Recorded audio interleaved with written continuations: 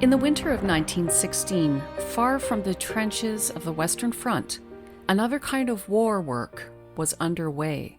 Inside the Barnbow Munitions Factory near Leeds, England, thousands of women, many barely out of girlhood, labored long hours filling shells destined for the front. It was dangerous work, unforgiving work, and on one December night in 1916, it turned catastrophic.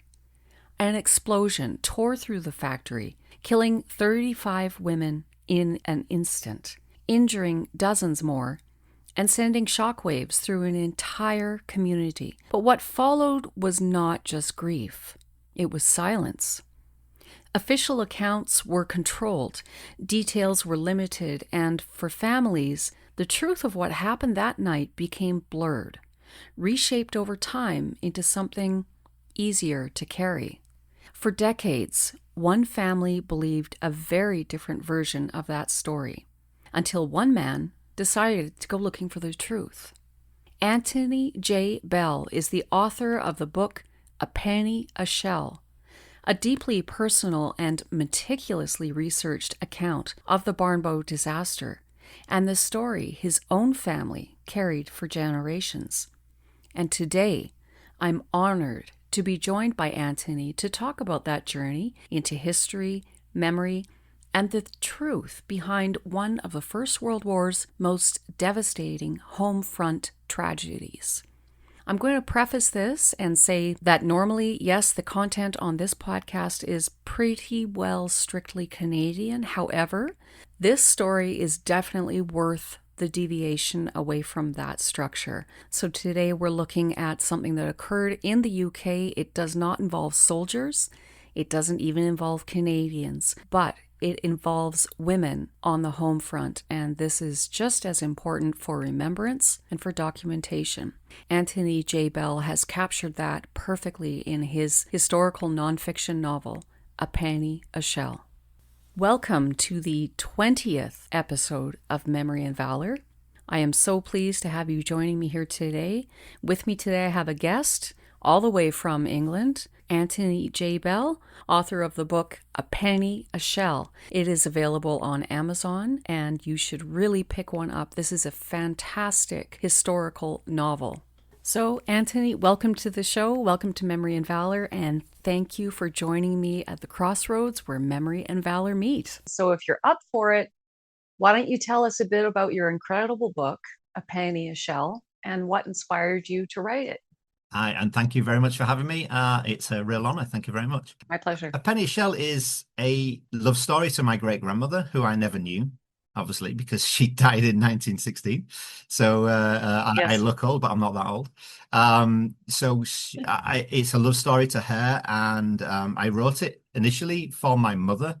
You know, I wanted to, because it's got her father in there and a grandmother in there, and I wanted to write it for her and give her something, you know, for her memories and some things like that. So it's a remembrance. It's something for remembrance in a sense. You know, we have armistice. We have, the Armistice Day, the 11th of November. And this is really what it's for. It's for people to remember that it wasn't just soldiers. It wasn't just people in the trenches. It was more than that. The First World War was so much more. So that is what this book is really about. It's about remembering these women who also paid the ultimate sacrifice that we talk of today for the First World War and the Somme and all these other famous battles. But there were battles going on at home. And so that is what the book is about. It's about remembrance. You know, remembrance, I think, is really what it's all about. That history was so much more than just the men on the front, indeed. The men in the uniforms. It was, you know, in your case with your novel, it was the women on the home front. Sarah Ann Jennings is my great-grandmother, and she was a munitions worker during the First World War. She lived a little bit further out from the factory in a place called Warthill, just outside of York. Old York, not New York. So just outside there. And she used to travel every evening to go work there, and she'd also work on the farm that she lived on as well. And so that a bit about that one particular character that I write about in this book. I then have lots of other fictional characters to supplement that. And she worked at this munitions factory which had a gang of seven that worked on a single bench, and they basically the job at the Barnbow Munitions Factory was shell filling. It was the number one filling factory in the UK, and so basically that's what they did. They didn't make the actual casings of the shells. They basically filled them and then fused them and then put the cap on the top. Were they filling all sizes of shells, or were they focusing mostly on the 4.5 inch howitzers, or Yeah, I mean they'd is that actually information available? yeah, they did a number of different sizes, but room 42, the room my great grandmother was in, concentrated on 4.5 inch shells at the filling point. And so the book explores different pressures that the women were under. It explores those to a certain degree. What I try not to do is create a situation where I'm saying this is what happened, as in, because the inquiry, as you read on, you'll find that there is an inquiry, and the inquiry doesn't say what the actual cause was. And it's not for me to do that either. I'm certainly wouldn't in any way, shape, or form try and put any type of blame on any particular individual, because that wouldn't be fair. So I explore all of the different pressures that these women were under, both home pressures and pressures from the factory itself. And the reason why it's called a penny a shell is because at the back end of 1916, roughly around about October, November time, they introduced a bonus scheme, which said any shell that was produced over their normal daily quota, they would get an extra penny for each shell. Yeah, Okay. so that penny then was actually shared between the seven. So you can imagine then the rush that they were under in order to secure more money, in order to basically Okay. then fill as many shells as they possibly could, because then, the bonus at the end of the week would be a substantial amount for them. So if they could get over their 500 quota to about 750 shells, then they could basically, get a substantial amount at the end of the week between them, if they did that per day, that is. And then, of course, and they'd be able to share that between them. But of course, that rushing, it creates its own problems. And we go through those particular problems and those particular pressures that these women are under. And that's what we explore throughout the book, culminating into what happened at Barnbow, which was an explosion within room 42.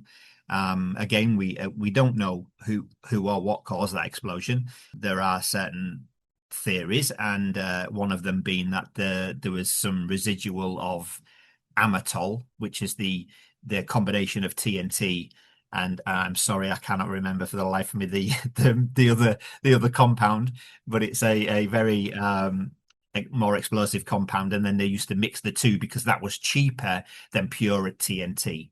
So they would mix it with a 30% TNT and a 70% of the other material. It's in the book. I just can't remember this moment in time. So I believe you. yeah. Okay. So they would mix that together, and then they would pound it down, with a machine, and then they would pound it down, and then they would fix a fuse and again, and then they would screw the cap on. But if any of that material, when they were screwing the cap on or pressing that cap down with the machine, if any of that material was in one of the threads, an explosion could happen. So it was very, they had to be very meticulous as they went. And maybe somebody was tired, maybe they hadn't slept during that day, or they had other pressures, maybe they were thinking about something else, maybe they just hadn't cleaned the thread, or maybe they'd inserted the gain or the fuse wrong, or they hadn't pushed down the TNT far enough. There's all kinds of different situations that could have happened, but ultimately an explosion did happen. 22 women were killed instantaneously throughout the Shed 42. depending on where they were stood and what was in front of them or something like that. It was indiscriminate. But then by the time the next morning had come, there was another 11 dead from they'd been taken to hospital, but they died in the hospital. Then another lady died 2 weeks later, and then another lady died actually 2 years after. And that 2 years is because of her injuries and shock. And she never got over it, and she basically passed away from that. So she is included in the 35 women that died on that particular night. Sarah died instantaneously. They never found any of her body. They never found anything. She was basically vaporized at that time, like a number of the other women. So yeah, the youngest lady, the youngest girl was 15 years of age. She was the one who died 2 weeks later. The oldest was about 67, something along those lines. So they had all types of ages, all types of ranges, and they came from all kinds of different backgrounds, which was fascinating to me. It was doing the research was very fascinating, and we're very lucky in the UK because we have the Imperial War Museum. I know you have things like that where you come from, but in the UK we have the Imperial War Museum, and luckily for us people who sit here now and do this research and we try and tell these stories. They went out and they interviewed loads of World War One survivors, people who participated in the trenches and various other places. But they also interviewed people like this lady called Gladys McIntyre, and she's all of their recordings are on the Imperial War Museum, and they are absolutely incredible, and they tell these stories about what happened in Barnbow and other factories as well. There's quite a number, and all these other factories, and they're just absolutely amazing. And so the research became so much easier because of that, because of those recordings from these wonderful ladies. The research came much easier, and one of them was in room 42, and she recounted the tale of what happened. So yes, there was another resource that I used, which apart from library resources in Leeds and a few other places, I used a book called "On Hair Their Lives Depend," which is by Angela Wallacott. She wrote it in the 80s, and it was a wonderful. There's some wonderful chapters on munitions workers in it. It's not just about munitions workers; it's about basically all home front workers. And there's some wonderful chapters on munition workers in that as well, which also help towards the research.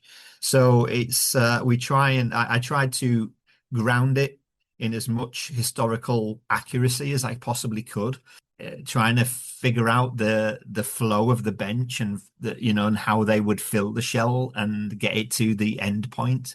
And hopefully I've done a good job, and people can see what these women went through just on a daily basis whilst we were at work. And you did a fantastic job in setting the scene. And I mean, the fact that you wrote a historical fiction novel really blew my mind, because my brain is very much historical nonfiction oriented. Yeah. And so I couldn't imagine trying to create a fictional novel based on true events.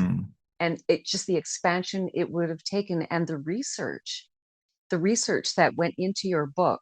This sounds like it's a real labor of love that's been 7 years the worth. book is a culmination of 7 years worth. Yeah, I mean, and certainly. I mean, I actually wrote this a while back, but it was all about my family, and I can trace my family back in Yorkshire, pure Yorkshire, right the way through to the to Henry VIII, so 1500s.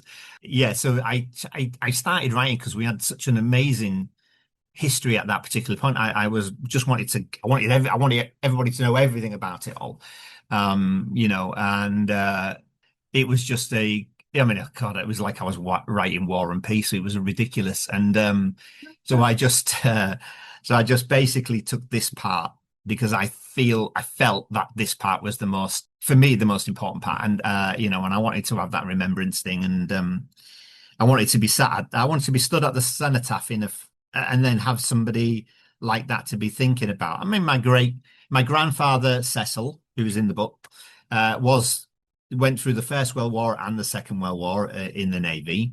And my other grandfather, John Bell, who was not in the book, he was also in the Navy during the Second World War. So I already had those types of things, but to have somebody like this who, I mean, she just went to work. That's what she did. She went to work. She wasn't brave. She wasn't heroic. She wasn't doing anything that she should have just come home. But she went to work, and you know, a huge accident happened, and then it was kept silent. It was just, you know, it had to be a secret. And my grandfather Cecil, he kept it secret for 57 years until his death. He told my mother that she died on a hospital ship during the Battle of Jutland. And it was that, Right. and to this day, why do you know why that is? I don't know. Like, what was there shame? Like, I don't know what the shame would have been. I mean, our views are so different now, but yeah, he was told to keep a secret. He said, you know, they were told not to. Well, he never said anything, but it said, you know, they just had to not talk about it because they didn't want the Germans to know that this had happened, you know, that whatever, even though the factory was back up and working within 24 hours. Right. They, you know, they didn't want the Germans to know. They didn't want the Germans to know where it was or anything along those lines. So he was told that they had to keep quiet. So he did. And then I don't know why, though, for the rest of his life, he made this crazy story up about her dying in the Queen Alexandra's Royal Naval Service. I mean, it just makes no sense, but there you go.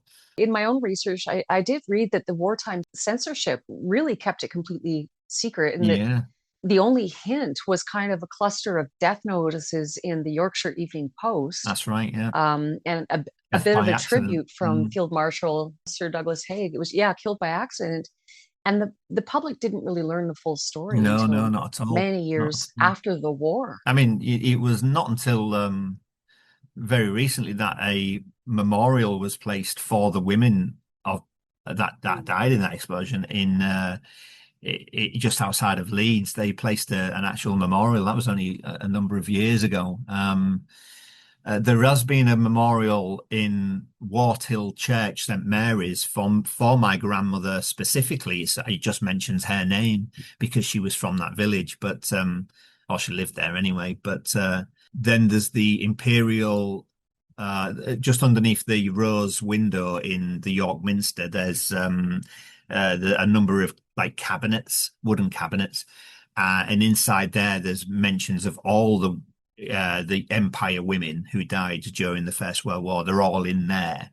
But that's roughly round about it for munitions workers. And so, you know, the fact that Leeds put that new memorial up in the park where the Barnbow Munitions Factory used to be is really special, and it's really nice. And you know, and it mentions all of their names, which is great. And if it wasn't for that, to be fair, I would not have found out about Sarah. That's what she did. I would have, all I knew was that there was this cabinet in York Minster, and what my great grandfather told me. That's all we had.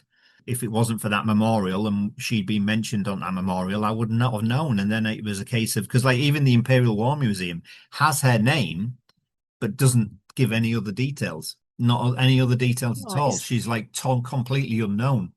We had to then piece that together, and then going to Warthill and finding records and things like this where she lived and who she lived with, you know, and things like that, and putting that all together so I could build her life and build her story. Sarah's life kind of reflects the reality for many working class women in Edwardian Yorkshire. Yeah, I think so. Long days and limited choices, excuse me, and strict social expectations. So what do you think that her story reveals about women's lives at the time? If you're, I don't want to give too much away, but if your readers read the book, you can see the type of life that she had. She was difficult. It was very difficult, you know, and she stuck it out, and she stuck it out for various reasons, Cecil being one of them. Cecil was, Sarah never married. Sarah was working in Northamptonshire before the war broke out. She was working in Northamptonshire well, actually, when she was younger, between the ages of 15 and 17. The census tells us this. And she was a servant for in a house called Sulgrave House down in Northamptonshire. And so and then she came back. And funny enough, Cecil was born not long after. So, Mhm. we use that, and and other things. I created the narrative of her being shunned by locals and things because she was an unwed mother. Sister protected her and did her very best to look after her. Yeah, so she had a difficult life, and I think the women, and I think that, I mean, because the first part of the book is the women, is showing the lives of these women. Eliza, who is the charge hand for the gang, it opens with her and how she had difficulty because her husband was a miner and the miners went on strike and various things, and then he joined the army so he could try and get an actual wage on a monthly basis because they owned such a debt. Those debts were common to landlords and others.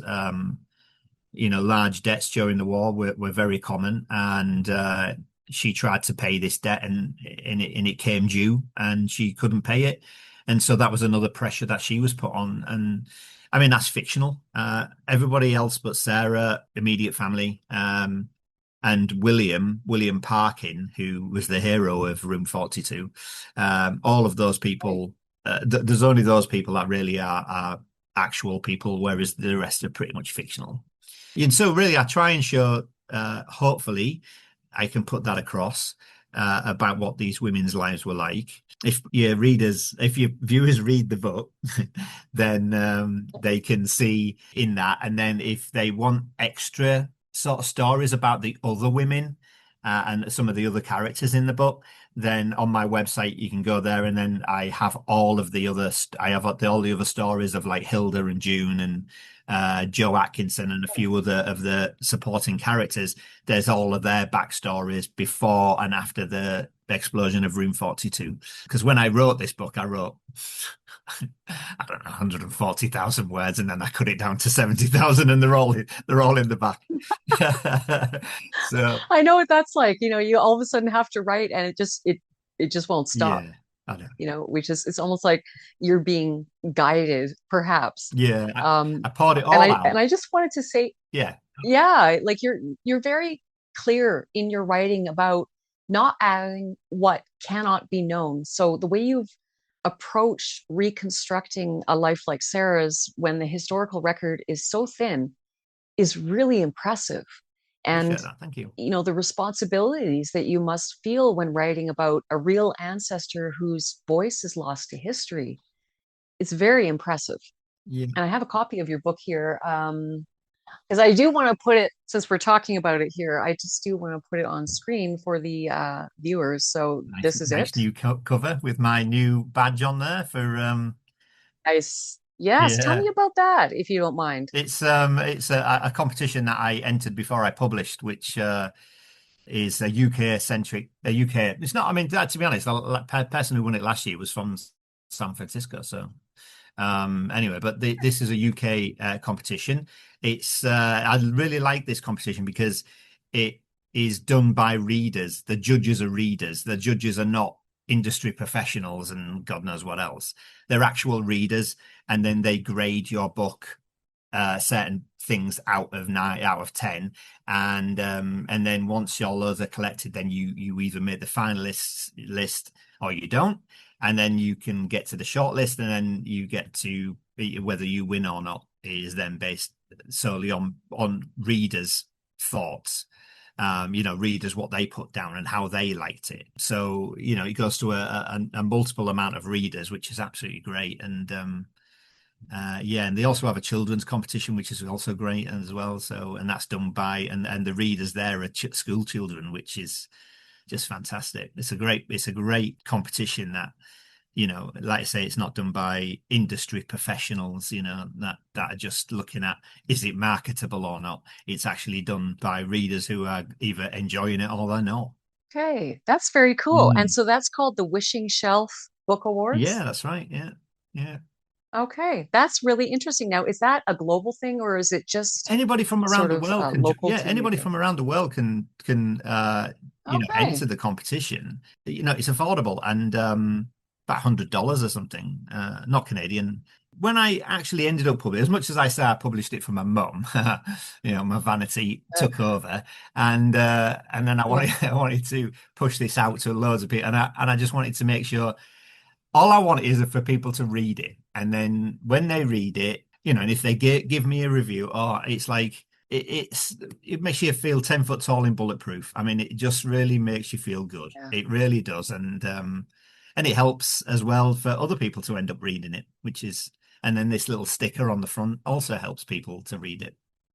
So I think that's so important. It's the spreading the word yeah. and the remembrance again. It's all part of that. Mm. And I wanted to ask you, did writing this book feel like restoration in a sense for you?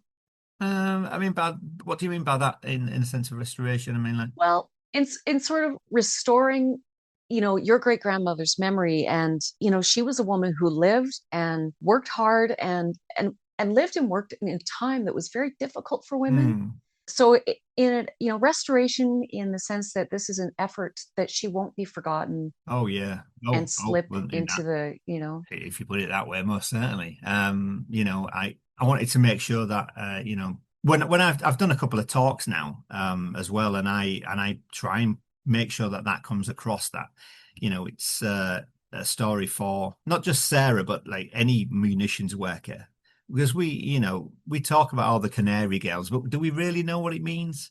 Did we really know that what was happening to them, how their hair was turning blue and their hands and the rest of the skin was all going yellow, and then basically it affected their liver, and a number had died of jaundice and liver poisoning and various other things. So quietly at home. So they weren't remembered in any way. They just died quietly at home. yeah. Yeah, you said that phrase, canary women, the Yeah. canary girls. Yeah. That was a phrase that was new to me until I started to really read about, your book and the research that you'd put into it. And I think that a lot of the listeners out there probably are also unfamiliar with that term. Hmm. So if you can kind of just educate us for a minute, you did touch on what this was, but if you can just tell us what. Yeah. Yes. So the TNT itself was poisonous. And they used to mix the TNT with the other substance that I still can't remember, Mhm. where they used to mix it together.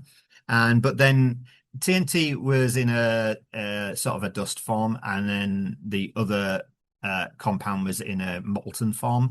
And then they used to mix it together in a 70-30 combination. And then while it was still molten, they would then ladle that into the actual shell. TNT, the dust then would get everywhere.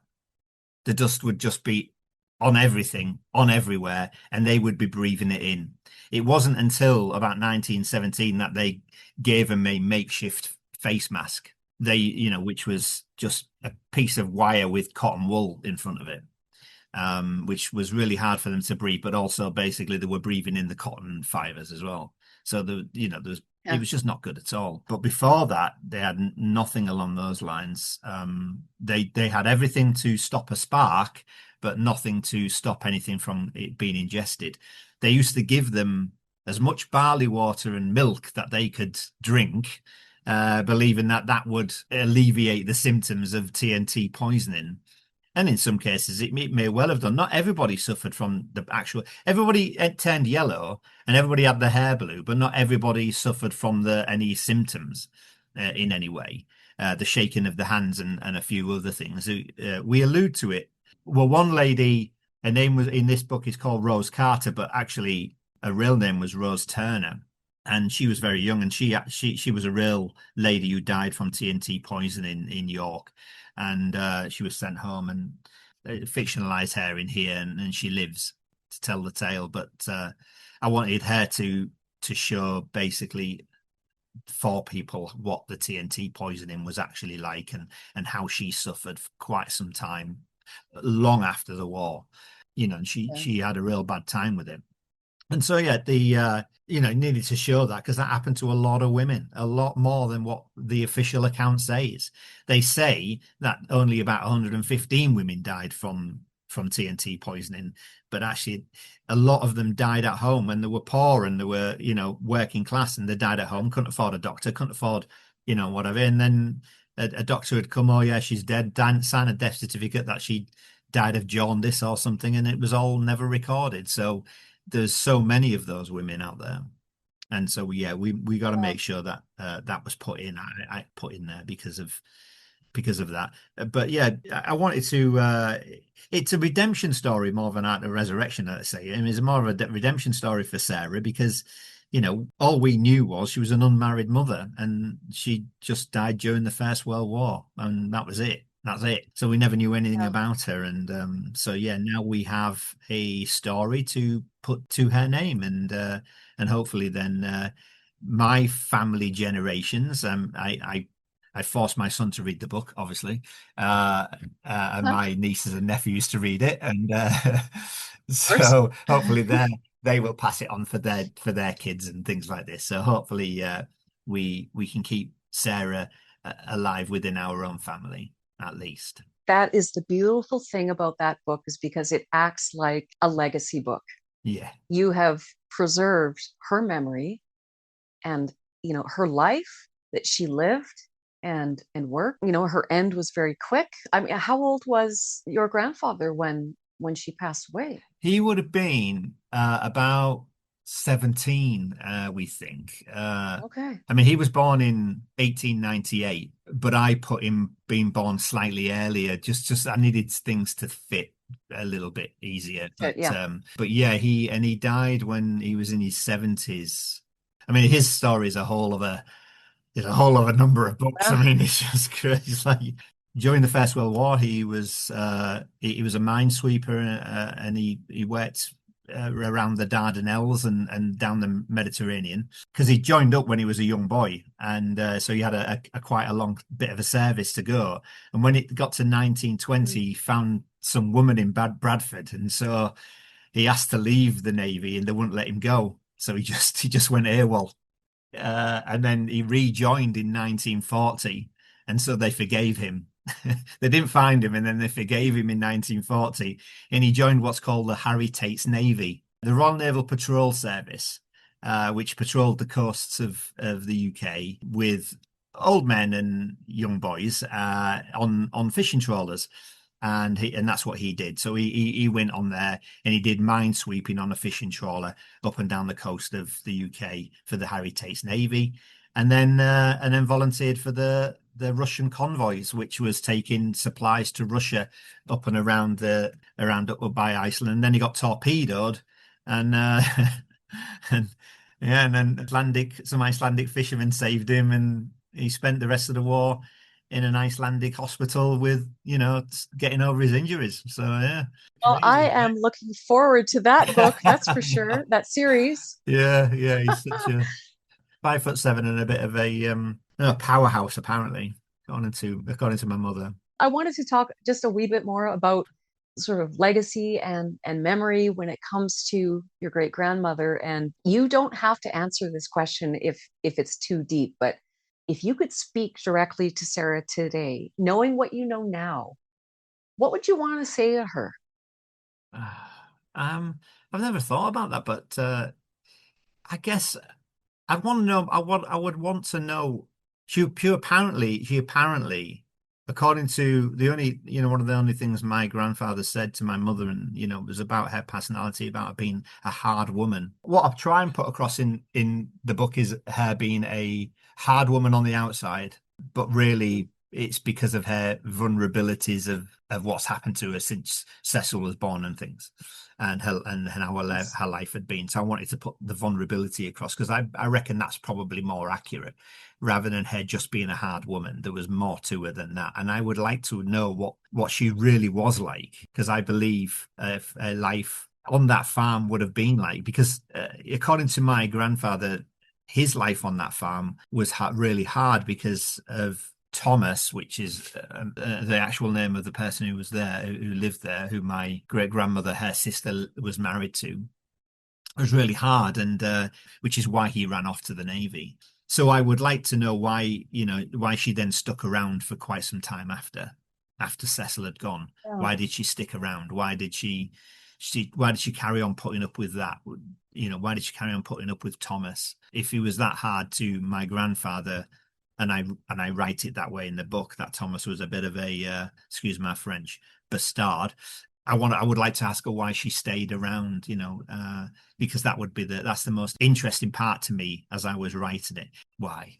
She could have got away and done something and, found a job in service somewhere. Who wouldn't know who she was and that she had a child or anything like that? She could have done that, but no, she Yeah. stayed around, and then she got the job in the munitions factory. And once she got that job in the munitions factory, even then, because she was earning £3 a week, why did she stay? Mm. I had to make up a story Yeah. that she was trying to find, like saving up for a place so she could, get Cecil back and, and what have you. And so Cecil had a place to go other than the farm when he came home on leave. But I made that story up because I didn't know. But she was earning £3 a week. Why did she stay? Just why? That was pretty decent money, I think, in Yeah, big 1916, time. wasn't it? Yeah, For a woman. yeah. I mean, the Yeah. men were earning Um, 3 times more, but yeah, the women were on yeah. £3 more than that. I mean, bearing in mind her wages at Sulgrove House, were just just a handful of shillings. There wasn't very little at all, but and then it was the same for most women in service or in the cotton mills or something along those lines. They were earning very little, and then all of a sudden this job came along where they were offered £3 a week for the lowest waged earners, and then the charge hands were on, I think, £5 a week, and the inspectors were on £7 a week, and for them it was an absolute fortune. No woman had earned that much before. Absolutely. And there's kind of one more question that's in within that legacy and memory realm that I really wanted to ask you, and that is, what do you think that Sarah would want people to remember about the Barnbow women? That they were just women doing a job, I guess. I can't. Yeah, I mean, I personally, like I say, I mean, at the beginning we said, that's what they were. They were just women going to do a job. The ending of the book, I don't know if you read, I have this. It's the only time I go omniscient, and it was an omniscient sort of chapter called the lipstick mark, and it's Mhm. Sarah putting a lipstick mark on a shell, and then following that shell to the front, and then the shell getting thrown over to the Germans, and the shell exploding, and nobody notices the lipstick mark. Nobody cares that it's there. It's just another shell that's being sent over, and that hopefully puts ground into the book. It grounds the book in basically that this was a job that needed doing, and these women were the ones that were doing it, because there was nobody else.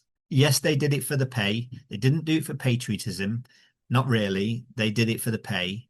They did it because nobody else, because it needed doing, and that's what's basically roughly round about it. And so I wanted to put that grounding on that book, and I think she would enjoy that last part. I think she would, if her personality, what my grandfather said was true, I think she would enjoy that last part, because it's not glorifying anything. It's not saying that these women were heroes, that these were exceptional women or anything along those lines. None of them are Amy Johnson or other miraculous famous women out there. They're just plain Yorkshire working class people that they ended up doing this particular job that was dangerous, and this happened to them. It's not their fault. It's just, but it's worth remembering, and I hope she likes that part. Absolutely. Yeah. And I think the lipstick mark part of it was deeply moving, Yeah, well, I I thought found. so. Yeah. Yeah, yeah. Well, I mean, I can't read my book without blubbing anyway. So, Well, I again, A Penny and Shell by Antony J. Bell. Pick it up. This is a fantastic book. And I love how you've taken nonfiction history and you've made it into a very readable format, no, I appreciate that. Thank you. especially for younger people who maybe can't, who just don't absorb Well, facts, there is the thing, you see, because a fiction book, sorry, a non-fiction book, which I thought about writing, but then I could sit there and I could tell you that it was the coldest winter on record in 1916. I could tell you how hot it was in that room. I could tell you how tired they were. I could tell you what pressures they were under. But with with a fiction book, I felt that I believe I could put across how it felt, and I want you to feel it when you're reading it. I want you to be able to, oh yeah, that must have been so hard. I want you to have the thoughts of the cold. I want you to have the thoughts of the fog that was basically clenching them, and how claustrophobic it would have felt as they walked into that factory. I wanted to make sure people felt all of that and felt the pressures, the individual pressures that these women were under, rather than just saying, oh yeah, this is what it was like. Because I love non-fiction, and I'm not knocking any non-fiction, but I just didn't think it was right for this book. And I think you nailed it there, because we've got all the facts, but you've kind of let us in on how it felt. Yeah, that's the idea. And that's a huge, huge draw, and you did an amazing job. And so, unless there was anything else that you wanted to add, maybe about your book and where it's available. Oh yeah, at the moment available on Amazon. Yeah. I suppose Barnes and Noble. I think it was on. It's available for Kindle Unlimited as well. So if you've got Perfect KU or Kindle Select or whatever they call it, and you can borrow it for free, can't you, and stuff like that. So it's available there. But yeah, or you can contact me, and I'm more than happy to send you a signed copy. So no problem at all. I should have done that. Yeah. I should have done that. I could still do that. You could still do that, no problem. And so your website, again, what is your website? It's my name, AntonyJBell.com. So yeah, just AntonyJBell.com. And like I say, there's extra stories on there for this particular book. And also it tells you about coming books, because once you've got that fiction book bite, then you've got to keep going. And that's basically what we've done. The next book is about the Scarborough bombardment in 1914. I don't know if you know about that. So that was 2 German warships that pulled off the coast of Scarborough and then fired 500 shells at an undefended seaside town. And it's a little bit different. It's following a young 14-year-old Boy Scout as he navigates his life before the bombardment. So no spoilers, but I love it. I've written that, it's finished. But that's in a competition, which doesn't really get drawn until August, so I can't publish it until then. I'm currently on to the 3rd book, which is called The Fate of Rosie Morn, which is a trawler, minesweeping trawler that comes out of Scarborough, and basically it's talking about it. It's all about the Rosie Morn and how the Rosie Morn helped the war effort and mineswept during 1914, 1915. So that is amazing. These are all stories that I can pretty much guarantee that the majority of people here in Canada, anyway, don't know anything about. No, that's right. Yeah. It's so far removed logistically and kind of in just memory. So I so appreciate that you are writing these and you're promoting them. And I'm so happy that you were able to come by and join me on the podcast here, because this will definitely, get the reach, stretch the really appreciate shadow a little bit further. And appreciate you inviting me. Thank you very much. It's been fun. Yeah, this has been great. About my book and myself, so it's awesome. It's a labor of love. Yes, indeed. And again, I appreciate you being here tonight for me, this morning for you. And thank you. We'll chat again soon. So again, take care. Thank you, Samantha. Really fun. Thank you very much. All right. Thanks, Antony. So as we come to a close, I want to thank Antony J. Bell for trusting this space with such a deeply personal story. Episodes like this are exactly why Memory and Valour exists. Not just to tell history, but to reconnect us with the human lives behind it. If you'd like to support the show, you can follow, share, or visit buymeacoffee.com. Every bit helps keep these stories alive. I'm Samantha McCrae, and remember, where memory endures, valor lives on.